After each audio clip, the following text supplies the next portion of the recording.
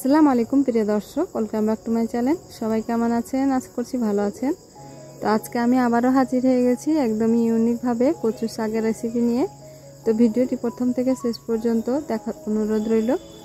তো আমি কচু শাক রান্নার জন্য আমি বাগান থেকে কিন্তু কিছুটা কচু শাক নিয়ে চলে এসেছি। আর এভাবে আমি লাঠিতে গুজে গুজে কচু শাকটা তুলেছি। এতে করে কিন্তু কাপড়ে কোনো দাগ লাগবে না আর সুবিধাও হবে। তো সম্পূর্ণ শাকটাকে আমি তুলে নিলাম লাঠি থেকে।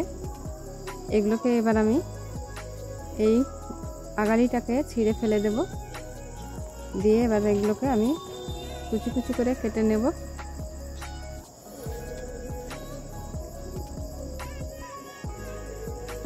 অবশ্যই ডাঁটাটাকে কেটে বাদ দিতে হবে। আপনারা চাইলে হাঁসুয়া কিংবা বটিতেও কেটে নিতে পারেন। তো আমি হাত দিয়ে ছিঁড়ে নিচ্ছি।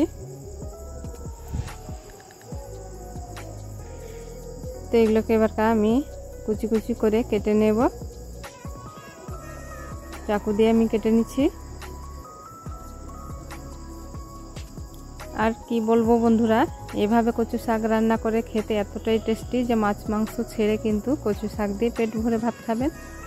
আর এতটাই স্বাদ যে আঙুল চাটতে থাকবেন, বারবার খাবার জন্য কিন্তু বাসনে খুঁজবেন।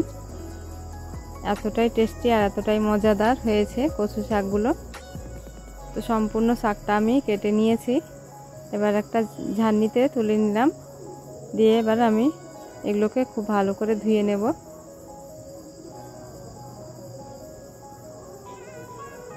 তো সম্পূর্ণ শাকটাকে আমি ধুয়ে নিয়েছি। এবার আমি কড়াই চাপিয়ে দিয়েছি চুলোয়, আর দিয়ে দিচ্ছি কিছুটা পরিমাণ জল। জলটা ফুটে আসলে আমি দিয়ে দিচ্ছি এখানে শাকগুলো।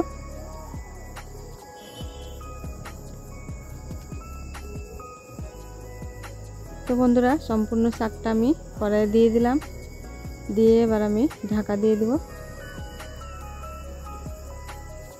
ঢাকা দিয়ে আমি খুব জোর 5 মিনিট রান্না করে নেব।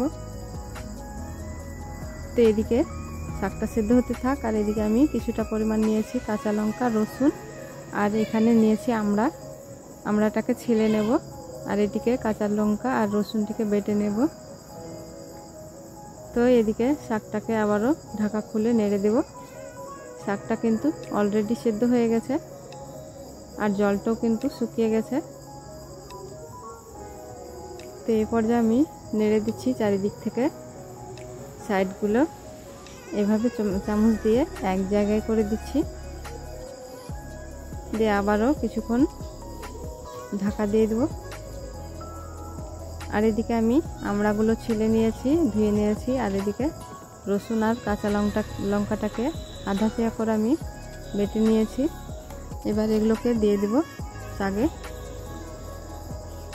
দিয়ে দিচ্ছি মশলা বাটাটাও, আর অল্প একটু জল দিয়ে দিচ্ছি। দিয়ে দিচ্ছি এবার লবণ, দিয়ে আবারও নাড়াচাড়া করে খুব ভালো করে মিশিয়ে নিচ্ছি লবণটাকে।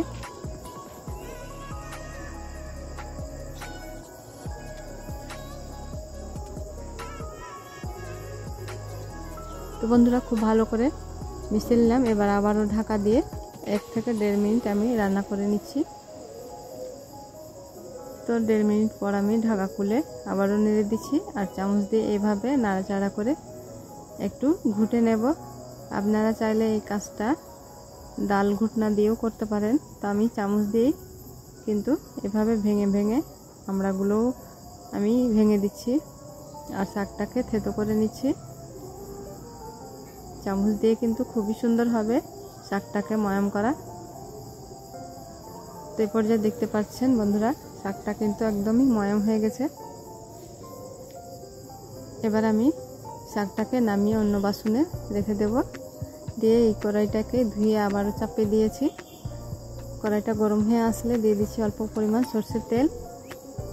তেলটাকে হালকা গরম করে নিয়েছি। তারপরে দিয়ে দিচ্ছি 5 ফোড়ন মশলা, দিয়ে দিচ্ছি শুকনো লঙ্কা 2টো, আর দিয়ে দেব পেঁয়াজ কুচি, রসুন কুচি। এটাকে লাল লাল করে ভেজে নেব। পাঁচফোড়নের মশলাটা কিন্তু অবশ্যই দিবেন, এতে করে কিন্তু শাকের ফ্লেভারটা খুবই সুন্দর আসে। এই পর্যায়ে দিয়ে দিচ্ছি অল্প একটু হলুদের গুঁড়ো। তো লাল লাল করে ভাজা হয়ে গেছে, এবার আমি শাকগুলো দিয়ে দিচ্ছি। দিয়ে অনবরত নেড়ে চেড়ে আর আমি 1 মিনিটের মতো জাল করে নেব।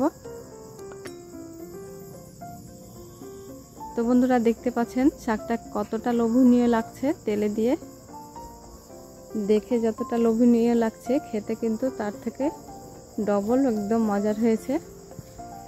অবশ্যই একবার এইভাবে বাড়িতে কচু শাক ট্রাই করে দেখবেন, আর খেয়ে কেমন লাগলো অবশ্যই কমেন্ট করে বলতে ভুলবেন না। তো বন্ধুরা, আমার ভিডিও দেখতে যদি কোনো নতুন বন্ধু এসে থাকো তাহলে প্লিজ আমার চ্যানেলটিকে সাবস্ক্রাইব করে পাশে থাকবেন, আর পাশে থাকা বেল বাটনে একটা প্রেস করে দেবেন। যখন আমি নতুন কোনো ভিডিও ছাড়বো সবার আগে নোটিফিকেশান আপনার কাছে পৌঁছে যাবে। যদি ভালো লাগে তাহলে ফ্রেন্ডস এবং ফ্যামিলির সামনে শেয়ার করবেন। এতক্ষণ সঙ্গে থাকার জন্য অসংখ্য ধন্যবাদ। দেখা হচ্ছে নেক্সট ভিডিও নিয়ে, ততক্ষণ সবাই ভালো থাকবেন, সুস্থ থাকবেন। আল্লাহ হাফিজ।